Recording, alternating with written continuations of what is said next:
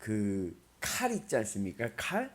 칼을 한자로 쓰면 두 가지로 쓸 수 있습니다. 하나는 칼 도자예요. 도.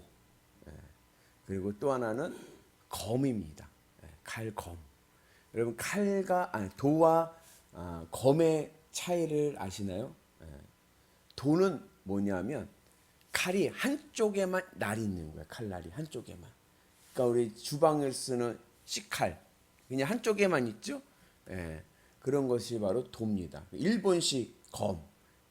우리나라도 옛날 장군들이 쓰던 검, 긴 장검 같은 거 보면은 그건 도죠. 한쪽 나라에만 있죠. 그죠?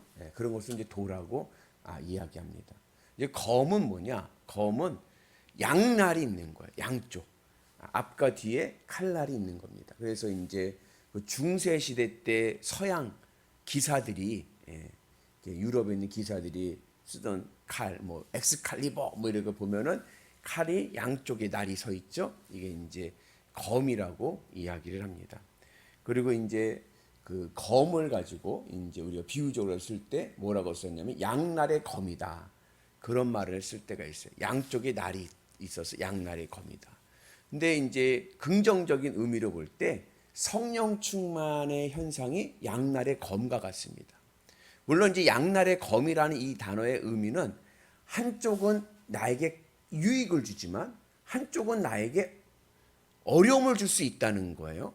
그래서 이 검이라는 게 양쪽에 날이 있으니까 공격하기에는 유용하지만 이 공격을 하다가 서로가 힘 대결을 할 때는 잘못하다 그 반대쪽 날이 나를 공격할 수 있기 때문에 이게 득도 되기도 하고 손해가 되기도 한다 할 때 이제 양날의 검이다 이런 이야기합니다. 이제 뭐 좋은 예는 아니지만 예를 들면 로또 1등에 당첨됐다. 양날의 검일 수가 있어요. 한쪽으로는 내가 원하고 내가 힘들었던 경제적인 문제를 해결해 줄 수가 있어요. 그죠? 유익한 거죠. 그런데 반대쪽으로 보면은 그것이 나를 타락시키고 나를 파탄시키는 계기가 될 수가 있습니다. 그래서 로또 1등 당첨되신 분들 이야기 들어보면 그렇게 잘된 분들은 별로 없는 것 같아요. 양날의 검이기 때문에 이거를 잘 이용하면은 참 좋지만 잘못하다가는 내가 다치는 경우가 있죠. 또 다른 예로 우스개 얘기예요. 너무 심각하게 받아들이지 마시고 대통령이 있습니다. 대통령에게는 우리나라 대통령에게는 막강한 권력이 있어요. 그죠? 대통령 마음만 먹으면 다 잡아들여요. 그죠? 근데 잘못하다가는 대통령이 감옥 갑니다. 그 막강한 권력을 잘 선용하면은 참 유용한 대통령이 되지만 잘못 사용하면은 감옥 가는 거예요. 그러니까 어떤 아이가 있었대요. 초등학교 다니는 아이인데 얘 꿈이 늘 대통령인 거예요. 너 나중에 뭐 될래? 하면 저 대통령이요, 대통령이요 그러네요. 그런데 얘가 어느 날 갑자기 꿈이 바뀌었어요. 의사로. 그 선생님이 물어봤대요. 야, 너 늘 대통령 하더니 어떻게 꿈이 의사로 바뀌었냐? 그랬더니 그 아이가 하는 말이 선생님 대통령은 감옥 가잖아요. 저는 감옥 가기 싫어요. 이러더라는 거예요. 양날의 검이죠. 그런데 이건 이제 긍정적이고 부정적인 의미를 내포하고 있지만 성령 충만은 이 양날의 검이 굉장히 긍정적입니다. 그래서 모두가 긍정적인 그러한 현상을 일어나게 됩니다. 오늘 말씀은 이 성령 충만을 받은 초대교회의 모습이에요. 성령 충만을 받아서 사도행전 2장에서 초대교회가 생겼습니다. 120 문도들이 마가다라 방에서 기도할 때 하늘로부터 강한 바람이 일어나고 혀와 같은 불 모양의 성령이 개개인에게 임해서 성령 충만을 얻게 되었습니다. 그때 나타난 현상이 바로 교회인 거예요. 그리고 그 교회의 기원이던 이 성령 충만의 경험으로 사람들이 방언을 하게 되었고 각 나라 말들로 복음을 전하면서 교회를 형성하게 되었습니다. 그리고 유무상통하는 그러한 일들이 일어나게 됐죠. 그렇게 해서 성령 충만할 때에 베드로가 설교를 하니까 3,000명이나 회개하는 놀라운 역사가 일어났습니다. 그리고 사도행전 3장에서 베드로와 요한이 성전에 기도하러 올라갈 때에 성전 미문 앞에 앉아있던 날 때부터 안진뱅이였던 40년 동안 안진뱅이였던 사람을 베드로가 나사렛 예수 이름으로 고쳐줍니다. 그때 그 성전 미문에 있던 사람들이 놀라는 마음을 가지고 깜짝 놀란 거죠. 그러면서 존경하는 마음으로 베드로와 요한에게 몰려옵니다. 그때 베드로가 다시 한번 설교를 하죠. 복음을 전합니다. 그런데 그 모습이 제사장들과 서기관들 보기에는 탐탁지가 않은 거예요. 왜냐하면 베드로는 갈릴리 어부잖아요. 어부는 그 당시에 천민 중에 천민입니다. 우리 정서로 얘기하면 백정과 같은 천민인데 보잘것없는 사람이, 배움도 없는 사람이 그 성전 앞에서 사람들에게 복음을 전한다는 것, 하나님의 말씀을 전한다는 것이 제사장들과 서기관들에게 보기에 굉장히 불쾌했습니다. 그래서 베드로와 요한을 붙잡아서 산헤드린 공회에 넘기죠. 거기서 신문을 하는 거예요. 산헤드린 공회는 유대인의 최고의 의결기관입니다. 그곳에서 신문하면서 다시는 말씀을 전하지 말라 이렇게 이제 이야기하는 거죠.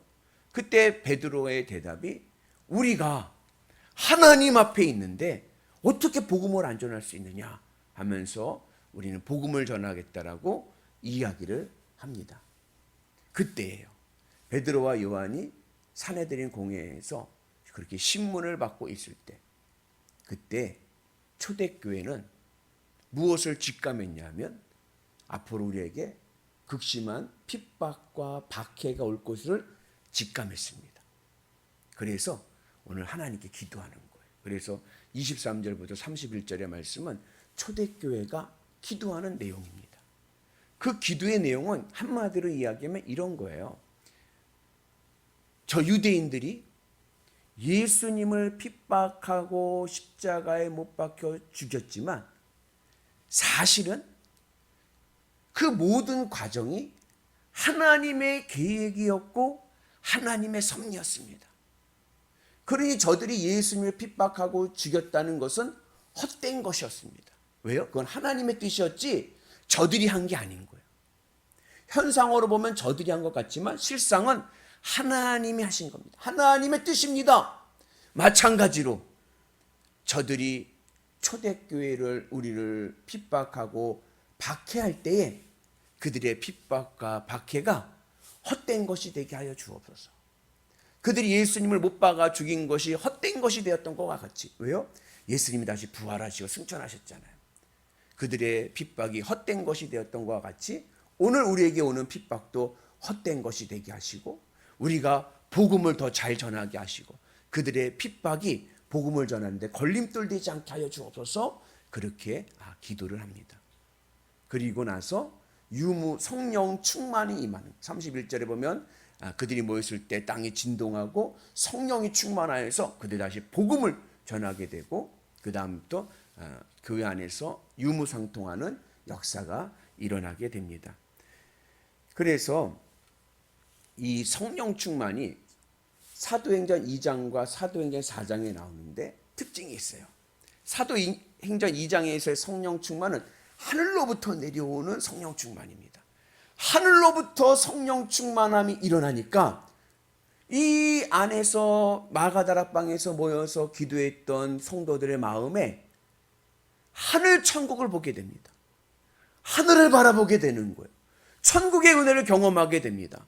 그래서 그 천국의 은혜로 방언이 일어나고 천국을 실감하면서 십자가의 복음의 의미를 깨닫게 되면서 세상을 향해 복음을 전하게 됩니다. 그래서 성령 충만하게 되면 무엇을 얻느냐? 하늘 천국을 얻습니다. 그래서 성령 충만하고 성령 충만하면 어때요? 항상 기쁘고 범사에 감사하죠.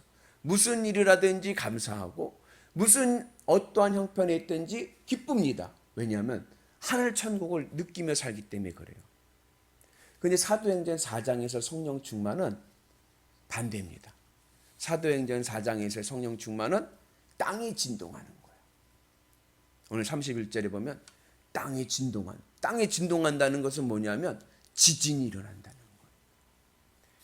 여러분, 땅은요 내 삶의 기반입니다. 내 삶에 안정감을 주는 것입니다. 근데 그게요, 흔들려요. 여러분, 땅을 샀어요. 거기다 멋진 집을 지으려고 합니다. 근데 그 땅에서요, 지진이 일어날 거예요. 그 집 짓겠습니까? 안 짓겠습니까? 안 짓죠. 왜요? 쳐봤자 무너질 텐데. 성령 충만하면 어떠한 일이 생기냐면 이 땅의 기반이 무너져 버리는 거예요. 이게 무슨 얘기냐? 내 마음에 예전에는 성령 충만하기 전에는 내가 이 땅에서 그리고 싶은 집들이 있어요. 나는 성공의 집을 짓고 싶어. 나는 뭐 부자의 집을 짓고 싶어. 내가 원하는 꿈이 있습니다. 그런데 성령 충만하게 될 때 그것들이 어떻게 돼요? 다 무너져 버리는 거예요. 그래서 이 세상에 더 이상 바랄 게 없는 거예요. 예전에는 이 땅에서 내 이름 석자 남기는 게 내 인생의 목표였다라면 성령 충만하고 난 다음부터는 그게 그렇게 대단한 것 같지가 않아. So what? 그래서 뭐 어쩌자고. 그래봐야 하나님 부르시면 가야 될 인생인데. 그러면서 그 마음이 어디를 향해요? 하늘 천국을 향하게 되는 거예요. 그래 천국의 소망을 가지고 천국의 기쁨으로 살아가게 됩니다. 그래서 성령 충만하면 양날의 검이 있습니다. 하나는 뭐요? 하늘 천국을 얻어요. 그래서 늘 기쁨의 은혜로 살아가요. 너무 기쁘고 행복하니까 복음을 전할 수밖에 없어. 그 천국의 기쁨을 나눠주고 싶어요. 거기 나가서 복음을 전하고 그리고 모든 성도들이 유무상통하는 서로 나눔의 은혜가 있습니다. 근데 사도행전 4장에서 성령 충만은 땅이 흔들리는 거예요. 하늘 천국을 경험하고 하나님의 은혜를 경험해 봤더니 이 땅의 것은요 아무것도 아닌 거예요. 별게 아닌 거예요. 마음에서 이 땅에 가지고 있던 욕심이 사라지는 거예요. 그러면서 어떤 일이 생깁니까? 복음을 전하기 시작하는 거예요. 내 욕심이 베어져 버리니까, 내 욕심이 없어져 버리니까 한 영혼이라도 살리고 싶은 거예요. 그래서 31절에 보면은 그들이 성령 충만하여 복음을 전하기 시작합니다. 그리고 그 다음 절부터 어떻게 돼요? 유무상통의 은혜가 있는 거예요. 왜요? 어차피 이거는 내 것이 아닌 거예요. 주님이 부르시면 다 두고 갈 것들이에요. 그러니 거기에 무슨 욕심이 있습니까?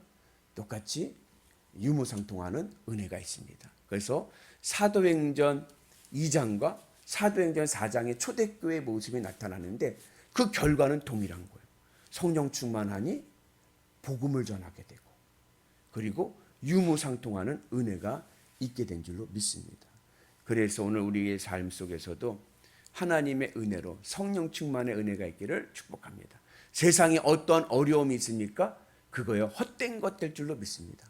내 인생을 가로막지 못합니다. 왜요?